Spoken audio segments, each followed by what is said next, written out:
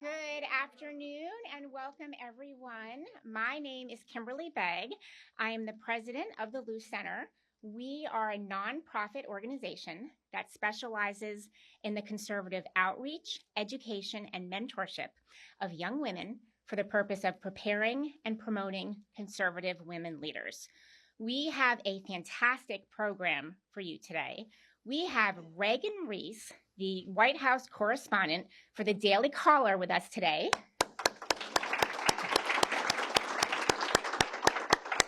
Reagan is an exceptional young leader, and we will have a proper introduction for her in just a few minutes. But first, I want to have a very special welcome for 10 young women who are with us today. These are our young women who are a part of our 2025 summer internship class. They are from colleges and campuses all across the country.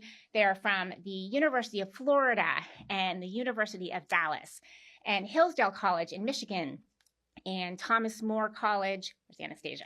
Thomas More College in New Hampshire, and lots of states and campuses in between. We have a very busy 10 weeks arranged for these exceptional young women. And one of the really neat things about having them here, and apart from all of the leadership training they're going to be receiving, and the writing workshops and the etiquette training and the firearms training they will be going through, is that they will be participating in a very significant way in the life of the Luce Center. So all of you have a sheet of paper that were on your seats, and if you want to just take a quick look at that, I want to highlight some of our upcoming events. So on July 18th, we are going to have Clare Boothe here. Clare just had a new book released just a few days ago, maybe 3 days ago, and the title of her book is The Tech Exit, A Practical Guide to Freeing Kids and Teens from Smartphones. This is a really important topic. There's a lot of chatter out there about what we're doing with our young people these days, handing them these devices. Clare is an expert on this topic. She is a fellow at the Ethics and Public Policy Center. She will be here speaking to our interns and our members and our guests, and we will have a book signing, so you do not want to miss that event. We also have Austin Ruse, who will be here for an evening event, and that will be July 25th. His topic is Unwoking the UN, and that event is open to our President's Club members and guests. And then another event that I want to call your attention to, we have our Washington, D.C. Summit on July 11th. We will have about 90 young women from all across the country, many of them interning on Capitol Hill this summer with us. And our speaking lineup is fantastic. We have Riley Gaines with us, and Mary Margaret Olahan, who's the White House correspondent for the Daily Wire, Emily Jashinsky, Harmeet Dillon, who is the Assistant Attorney General for the Civil Rights Division at DOJ. Harmeet is going to be with us, and KT McFarland. Amazing event. Our interns will be there. Students interning on Capitol Hill will be here. And our President's Club members are also invited to join us. So I want to encourage any of you to check out that opportunity. Now, about today's program, after Reagan's remarks, we are going to have a delicious luncheon for you. I encourage you all to engage in conversation with each other, to talk to our interns and our students. And I want to call your attention to two staff members that I'm also hoping that you will have the opportunity to chat with. One is Catherine Hendershot, who is in the back there. She is in charge of our membership. I know a lot of you already know Catherine, but definitely seek her out if you want to talk to her about different opportunities to get involved in the life of the center here. And then the other is Lauren Huseman, who is our director of programs. She oversees all of our programs for young women. So if you're a young woman, or if you know a young woman in your life, please talk to Lauren about how to get them involved. So to introduce Reagan properly, I would like to welcome one of our interns to come up here to the podium. Her name is Emily Santoso. She is a rising junior at Hillsdale College. I'm looking for Emily. There you are. Emily is a rising junior at Hillsdale College, and she is a marketing major. Now, we had 10 intern slots available for this internship. Hillsdale is a fantastic college. We had a lot of applicants from Hillsdale. We couldn't take 10 Hillsdale College students for our internship, but I have to say that getting to know Emily was really a pleasure. She has been interested in education, I should say, her whole life.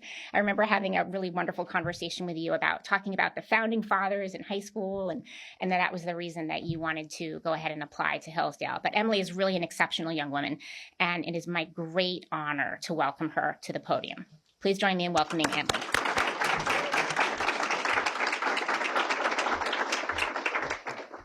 Good afternoon. It is a privilege and great honor to introduce today's speaker, Reagan Reese, an extremely accomplished and esteemed White House correspondent for the Daily Caller. Reagan graduated from Hillsdale College in 2022 with a degree in rhetoric and media and a minor in journalism. During her time, she left a monumental mark as a college athlete, leading her softball team to 2 conference championships. Additionally, she worked for the school newspaper, The Collegian, while co-hosting a sports talk show and contributing to a film documentary titled Defending Liberty. Following graduation, Reagan began a fellowship with the Daily Caller News Foundation, where she served as an education reporter covering grades K through 12 education for a year.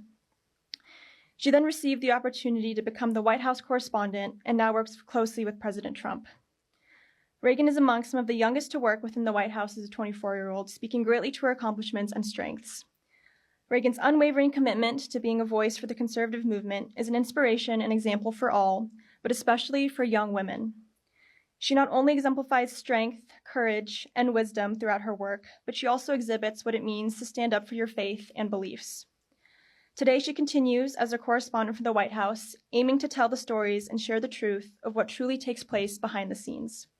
Please join me in giving a warm welcome to Reagan Reese.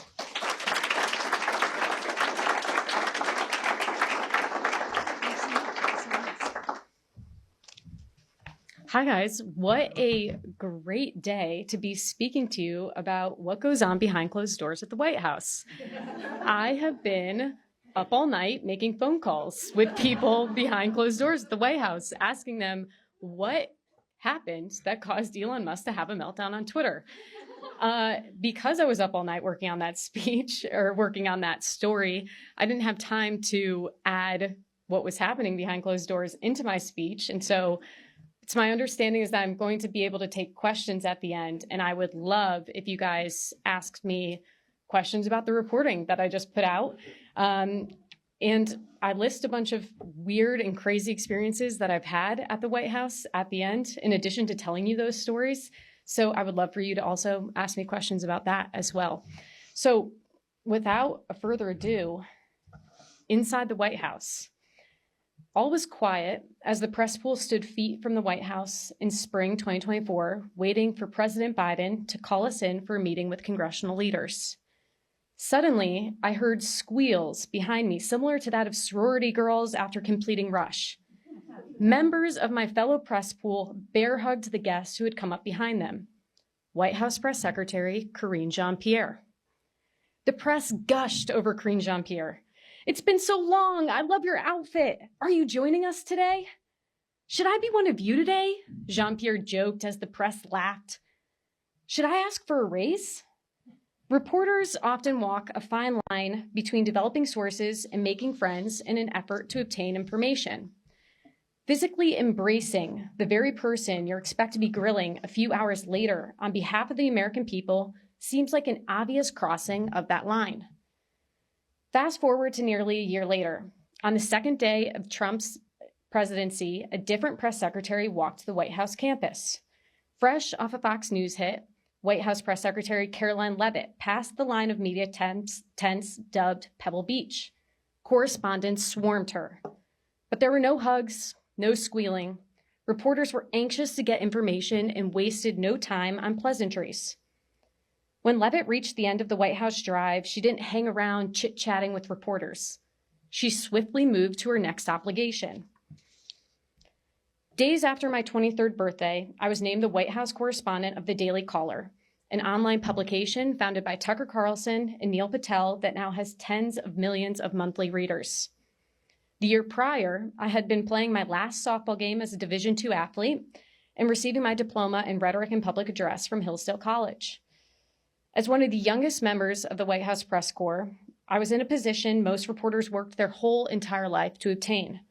I was thrust into a high-profile role, constantly surrounded by the most powerful people in the world, all with a front seat to history.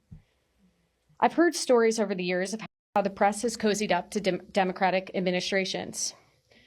During a year or so in which I covered the Biden White House, I saw firsthand how the press turned a blind eye to the president's condition, coddled the administration, and outright fell short of holding the people in power accountable.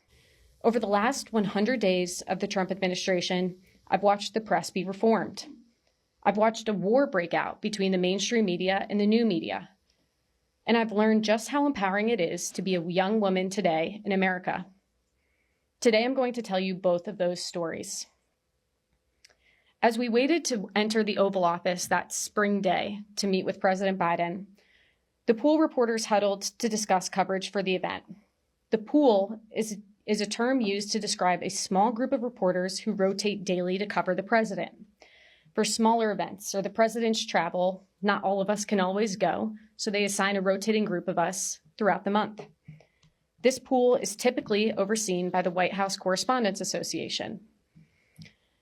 One reporter told the press pool that day that it would be best if we coordinated questions so that just one person could yell them out at the president. Conveniently, it was that reporter that wanted to be the one who got to ask that question. She argued that because she was a TV correspondent, she was the most important, and therefore she had to be the only one that talked. I know. As it was one of my first times serving as a member of the press pool in a rather hostile environment to the Daily Caller, I regrettably didn't push back in that moment. I was worried about making waves. The first question the reporters suggested we ask was regarding Ukraine aid and whether Speaker Mike Johnson would fold. The other was a follow-up question about Alabama and its IVF debate. With that, we headed into the Oval Office. What I don't regret that day was disregarding this directive from my fellow poolers. As soon as the president finished his remarks, and I was about 3 feet from President Biden, I began yelling my question, which was at the time, it was about Laken Riley. We just learned that she had been killed by an illegal immigrant that had entered the country under the Biden administration. I wanted to know, had President spoken to the family of Laken Riley? No one got a question that day, which, of course, you guys know isn't abnormal during the Biden administration.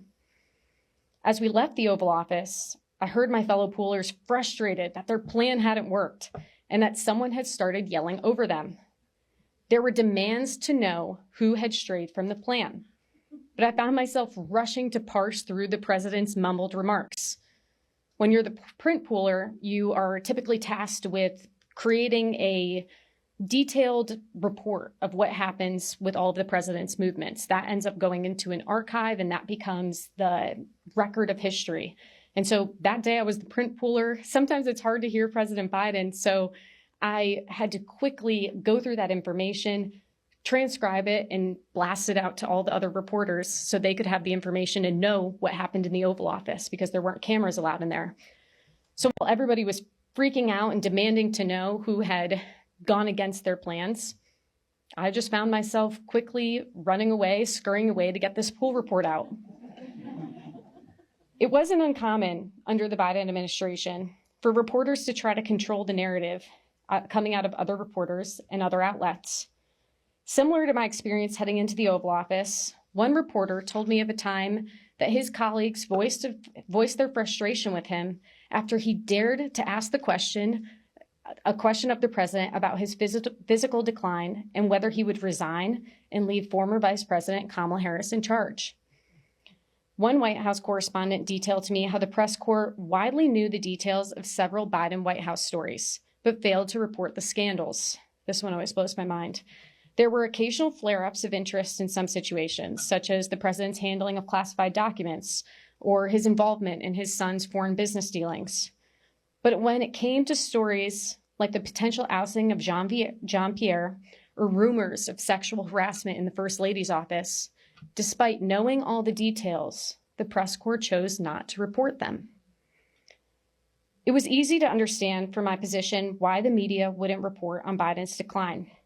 I was anything but shocked when Jake Tapper rolled out his new blockbuster book on how Biden was falling apart behind closed doors 7 months after the election. I witnessed the cover up firsthand.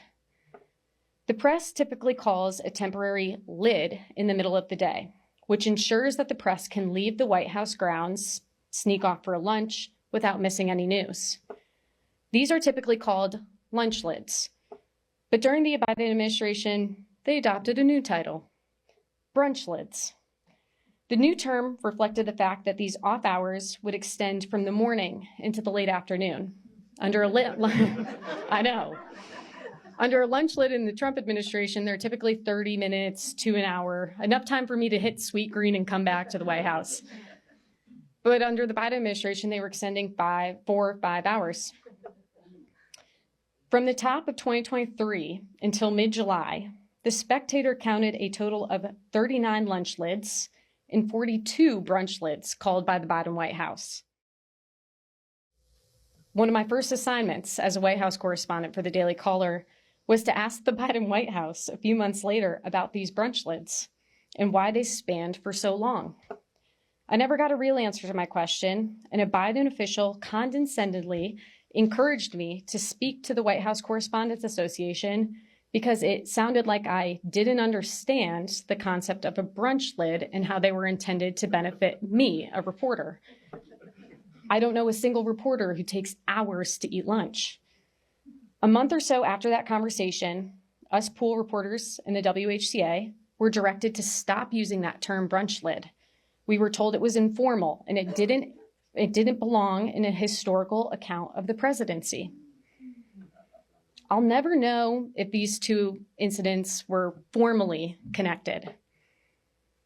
But I do believe that such a decision affects the perception of the president, his schedule, and what would later become a massive story, his fitness for office. These were their friends. They saw Trump as a genuine threat to the United States. Some also just liked that there was less work. One reporter once voiced their frustration to me that Peter Doocy of Fox News had asked the White House why they were calling lids at 3 or 4 p.m., far earlier than a normal workday wraps up. After that question, the Biden White House started waiting until 5 or 6 p.m. to dismiss us reporters for the day. This White House correspondent was angry because that meant more work. But yet, even the press knew that their job would improve under the Trump administration. I often heard from my White House colleagues while covering Biden how much better it was to cover the Trump administration. A White House reporter once recounted to me their experience covering the Trump administration. They said that there were always multiple opportunities to ask Trump a story, and rarely would they go a full day without seeing him. It's night and day, another reporter remarked to me that day. And it is, quite literally, night and day. It took Trump just a few hours in office to take more questions than President Biden did in his entire first week. One of Trump's first stops after being sworn in was the Oval Office. There, he signed several executive orders and took 75 questions and follow-ups over the span of 48 minutes. Biden took just 6 total questions, some of which had one-word answers, during his first week in office. Though Biden frequently gaggled, which is stopping on the fly to talk with the press, take a question or two, when Biden would gaggle, he would only stop for a question or two, and a lot of times he had short answers. At press conferences under the Biden administration, reporters appeared to be pre-selected by the White House communications team. The former president would call on individuals from a list, featuring photos and reporters and the topics that they hoped to cover. In his final year in office, Biden even admitted that he would get in trouble if he started taking questions from reporters. In less than 100 days into his administration, the former president claimed that his staff would scold him if he didn't take questions from a pre-approved list. The question I get the most is how are the two administrations different from each other? After the 2024 election, there was a lot of shifting on the White House beat. I now remain one of the few faces that was covering the last year of the Biden administration and is now still covering the Trump administration. This has given me a really interesting perspective. Just as my colleagues told me leading up to the 2024 election that a Trump administration would be much more favorable to the press, it has been. A few days into the administration, the press filled into the East Room for an event.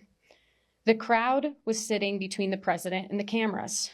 A White House official came over to attendees and told them that once the president entered, they would need to sit immediately so the cameras could capture the president.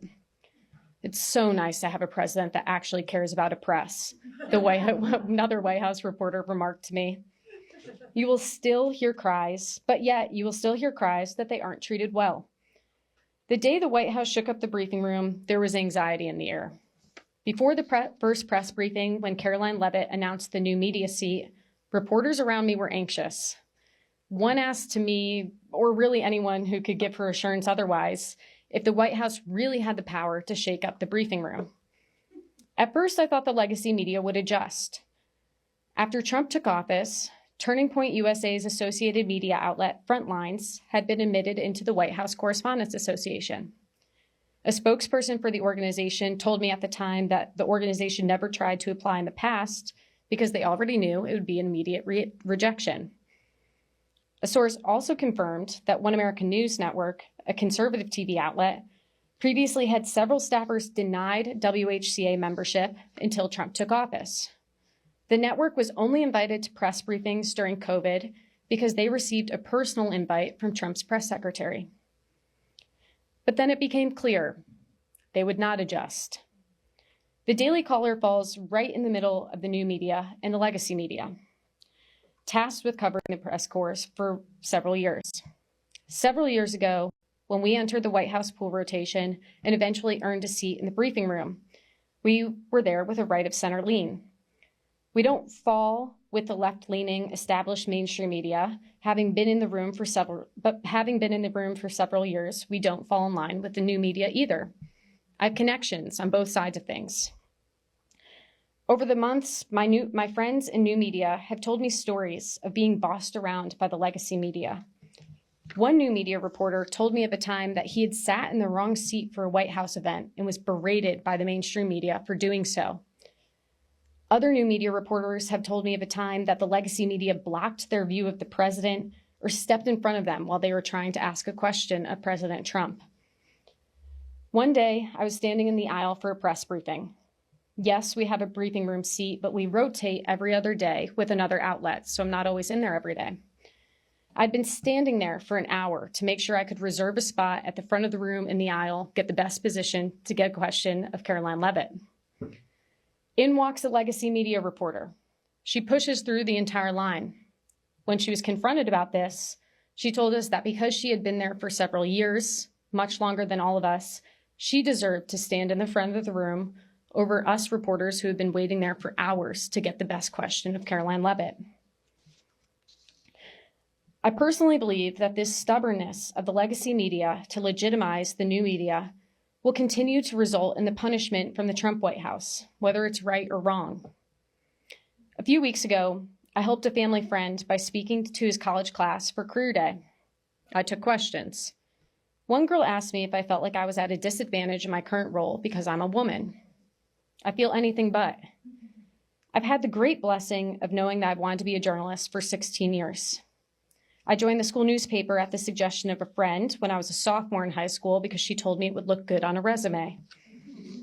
And then I instantly fell in love with the craft, with storytelling. I knew that this was what I wanted to do. But my road to finding a college was anything but normal. I'd also decided at a young age that I was going to be a college softball player. My expectations for an institution were high. My parents hated this. A good journalism program was a must. I didn't want a school to have brick buildings. It needed to be a Christian college, somewhere where I could grow my faith. And it needed to be a little bit away from home, but not too far. And of course, they had to have a good softball team. Going into the fall of my senior year of high school, I was uncommitted. After coaching me for several years, my travel coach was determined to find a place for me. His daughter was the assistant coach at Hillsdale College, a small, liberal arts Christian conservative college in southern Michigan. She put me in touch with the head coach. I spoke to Coach Joe in October. He studied journalism at the University of Ohio and had a brief journalism career of his own. He had actually hired the sports reporter in my hometown who had covered my high school softball career. Coach Joe had a full recruiting class, 9 girls. That's very large. If you don't know anything about college athletics, it's extremely large. But we had really connected. He told me to come down to Hillsdale in December for a recruiting camp. It was technically closed to high school seniors, but as the recruiting period had ended, but he wanted to make an exception for me. There's a 99% chance I don't sign you, Coach Joe told me. In December, I participated in Hillsdale College's softball camp. Some of my now best friends gave me a tour of campus. I left with that 1%, an offer to play softball at Hillsdale College. At Hillsdale, I studied rhetoric and public address and journalism. When I wasn't playing softball, I was writing for our school newspaper or working for the campus radio station. I fell in love with my classes, and my love for journalism deepened. Because playing a college sport is a full-time job, I never had a ton of time to devote to the newspaper or the college radio station, which were technically extracurricular activities. I held small leadership positions as I became an upperclassman, but I really put my time into 2 great internships between my junior and senior year of college. I always share this part about me not having a ton of time to devote to, for lack of a better term, my studies in college because I was playing a college athlete. Why? I tell you this because when you hit the real world, it doesn't really matter. When I hit the real world in my first job at the Daily Caller News Foundation, our nonprofit training institute for young journalists, it became clear to me that you really just need 2 things to succeed in DC: hard work and the willingness to learn. If you're willing to put in the work and go the extra mile when called upon, if you're willing to be coachable, take notes, learn from your surroundings and others, you can go very far. I share my background with you so you can know how I ended up here. That's obtainable to show you that I was never at a disadvantage.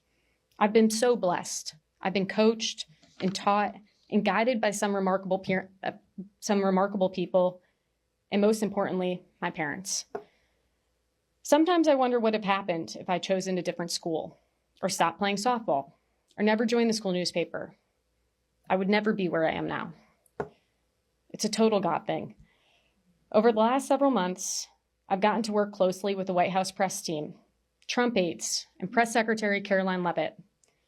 I've had the opportunity to ask numerous questions of President Trump, sit down with Elon Musk for a private briefing, and attend his last press conference in the Oval Office, which makes what's happening now even more impactful to me. I've flown to the border with J.D. Vance, where I received my ashes for Ash Wednesday in front of Air Force 2. I've snuck a peek of Trump's red Tesla when I was not in the place I was supposed to be and got in trouble with Secret Service. I thought that was the end of my White House career. That was only a couple weeks ago. I shake my head in disbelief when I'm reading you this list. What is a 24-year-old young woman doing in all of these places of power? American politics is increasingly embracing young people and young women. It isn't a disadvantage. It's an advantage. It's a strength and a unique perspective. And with that, I'd love to take your questions about my time in the White House.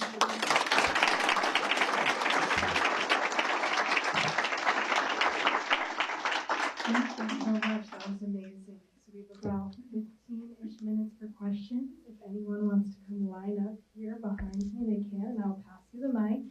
We just ask that you keep it brief and within the form of a question so that we can get to everyone.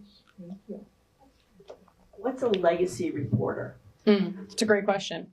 A legacy reporter falls in line, it's the same term of mainstream media, and it's a reporter who has been at these big corporate outlets for numerous years, for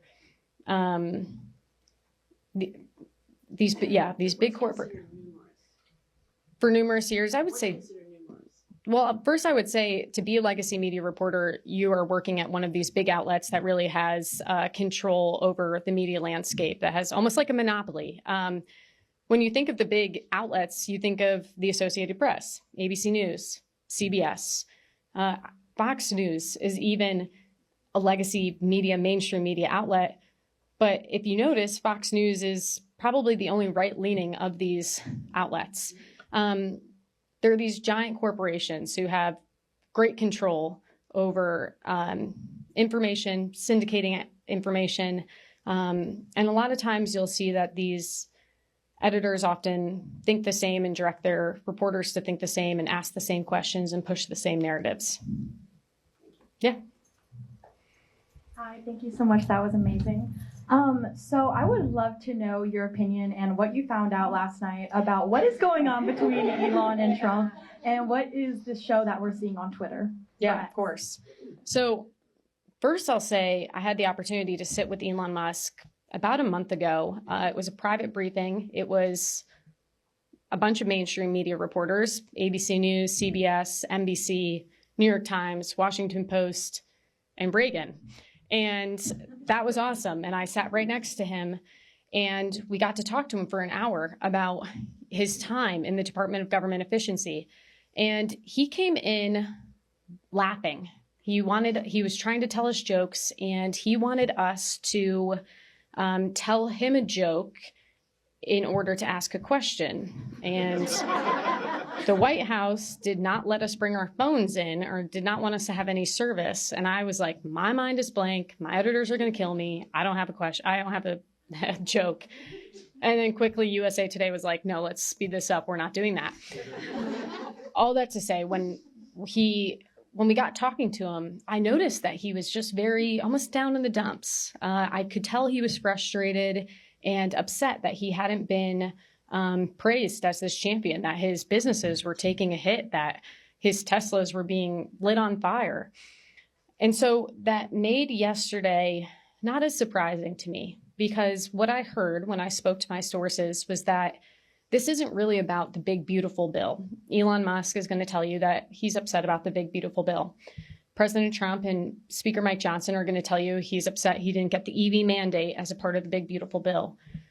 But what my sources are telling me is that this has been months and months of frustration that's been building up, that Elon Musk is upset about the damage that has been done to his business. But he also wanted control over the White House and things that were happening in the administration. And he started to clash with cabinet officials. Marco Rubio wouldn't let him go into the State Department. He kind of got handcuffed a little bit at the Pentagon. Those are two things that annoyed him. He wasn't able to do his job. But the red line for Elon Musk was when he didn't get his NASA pick. He really wanted a certain pick for NASA. They told him that wasn't going to happen. He'd already really wanted an IRS pick. He already really wanted a CIA pick, didn't get those. So when he didn't get the NASA pick, it became really frustrating. And so what I think you're seeing now is just months and months of frustration building up and spilling out. And I think Elon Musk is a very smart, unique, successful man. It's almost really hard to comprehend how smart and successful he is. And so, of course, someone like that has unlocked something completely different. You know, he's incredible what he's achieved. And so I almost don't think that we're going to be able to understand him in full, because if we were, we would probably all be billionaires and have really successful businesses. So that, in short, is what we're seeing. I do think that there's hope for peace. And I do think if we know anything about Donald Trump, it's that he does forgive people and he comes around eventually with people. And so I don't think that this is going to be a 3-year battle between Donald Trump and Elon Musk. I think we'll see peace. I hope we see peace. You're just not used to being told yes. Yeah. Yes. So I have a question. One of my favorites is Caroline Levitt. Were you at St. Mary's Patriotism and Prudence Yes, talk? I was there. I saw you there. Yes. For a 27-year-old, she's amazing, and she holds her ground, even with the tough questions, even when they, legacy media drills her. What is it like to work with her behind the scenes? We see her when she's in front of TV, but I'm wondering, and I've seen pictures of, I can follow her on Instagram, pictures of her with her baby and her husband, but I'm just wondering, what is she like behind closed doors? Behind closed doors. I get this question a ton. People want to know more when I go back to the Midwest and visit all my friends. They're like more interested in who Caroline Leavitt is than Donald Trump. And I'm like, don't you want to know about my time with Elon Musk? Like, Caroline Leavitt, I've never told her this before, but I do think that I understand her and we're a lot alike, because I think to be 27 and be the press secretary takes an intensity and hard work and dedication. And I think people would probably describe me a little bit as an intense person. And I think that's helped me in getting to where I am at 24. And so she's very much how she is. She's not someone completely different behind closed doors.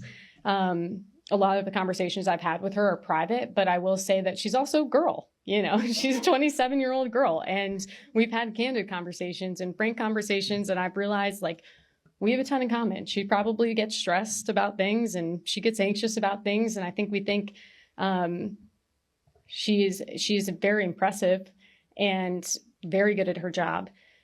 But it's also been really humbling.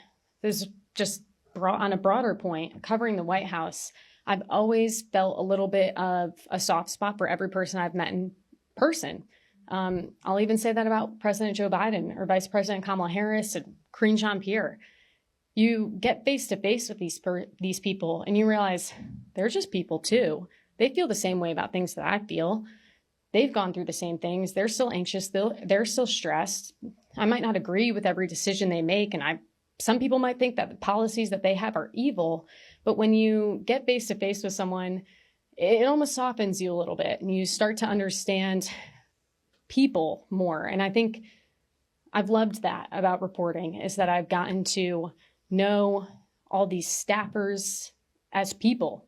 And it's really something that's probably missing in journalism, is just understanding each individual person and getting to know them and caring and recognizing, when you're just between a screen and you're watching Joe Biden on a screen, it's really easy to be like, oh, I hate that guy. But when you watch him, and I don't hate Joe Biden, just to be clear, that was me pretending to be someone else. I felt so sad watching Joe Biden in the last year decline.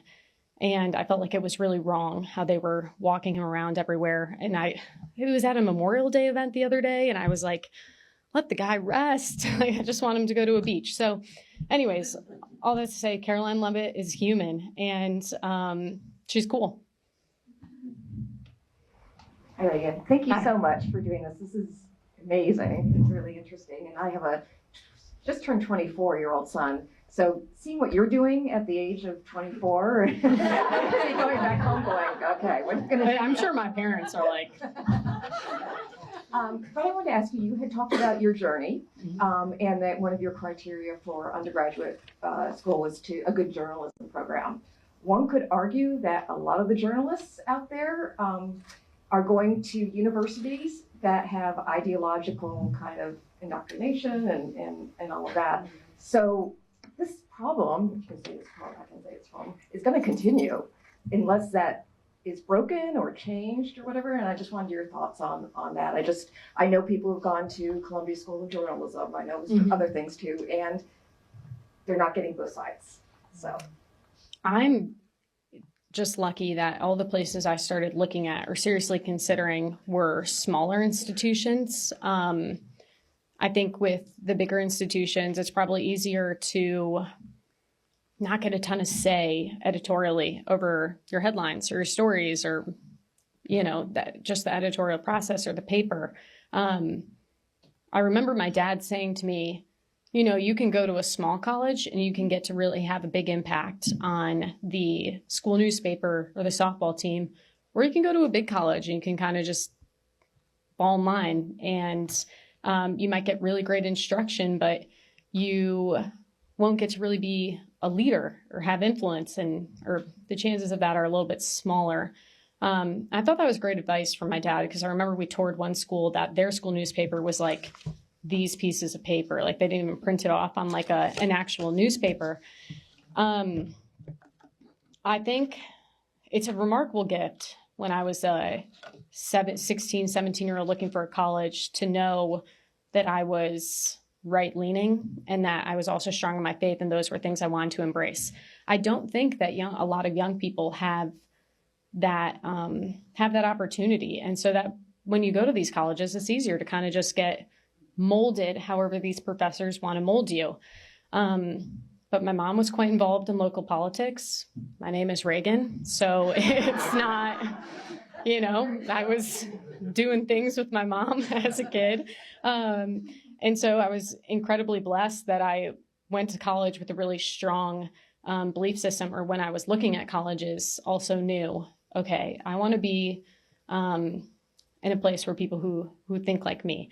And that's not a bad thing too. I think people think it's a bad thing to not be challenged by your beliefs. I think Hillsdale, I studied rhetoric. We had to argue, and my debate professor was a liberal, and it was awesome to have him press back on me.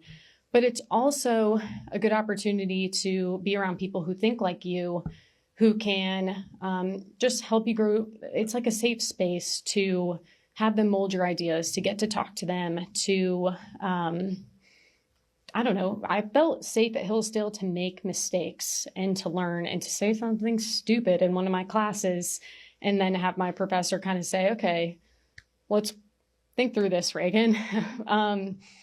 And so I just would say, as you encounter young people in the world, really helping to inspire them, most importantly in their faith, I think is the best way when they go to any institution, any college, to make sure they're thinking for themselves and they can make these informed decisions.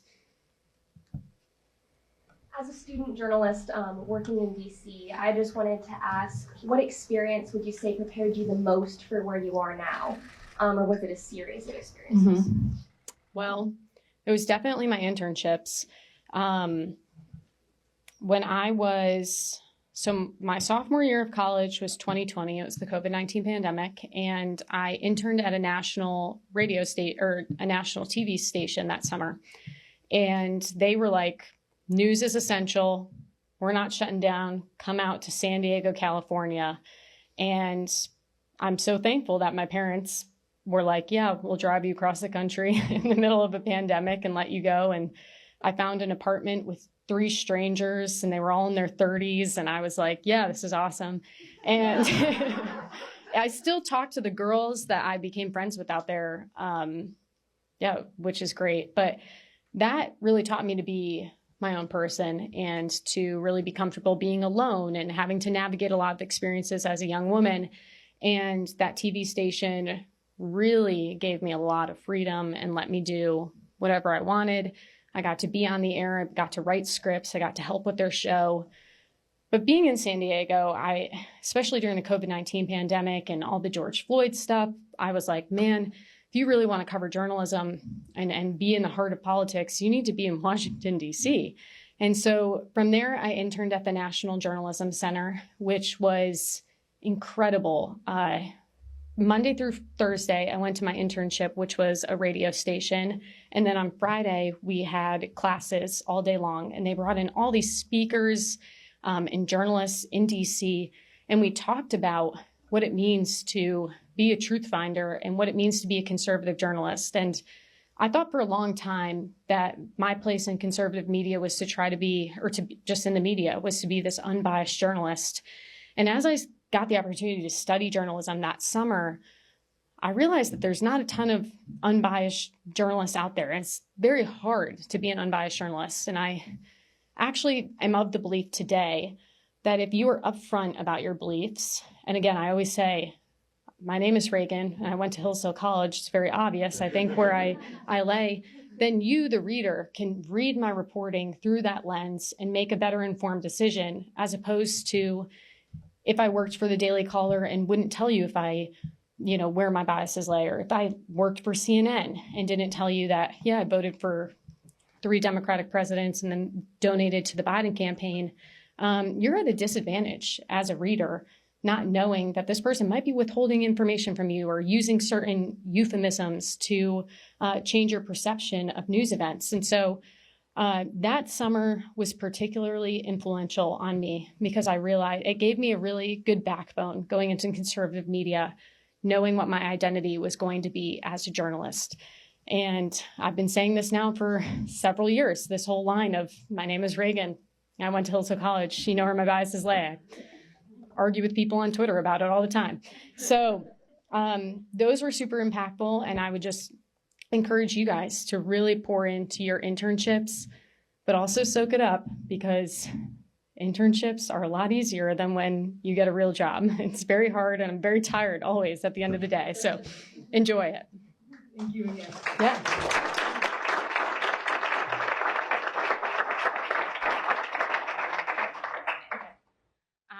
Reagan, that was absolutely fantastic. Thank you so much for sharing your story and your journey. And we are just so grateful for everything that you do in the, I guess, non-traditional, the space in between the legacy media and the conservative media. You're really a rock star in every sense of the word. So thank you so much. Another round of applause for Reagan. Now, we have a really fun tradition here after we have our speakers here at the center of giving a piece of drinkware with our motto or our logo on it, and a wonderful quote that we love from Clare Boothe Luce, which is, "Courage is the ladder upon which all of the other virtues mount." Reagan, you are a conservative woman. I would like to give you this Grizzly Coolers mug, which is not a Yeti mug. I just want to make very, very clear. Grizzly Coolers is a made in the USA, family-owned company based out of Iowa, and they love conservative women. There you go, Reagan.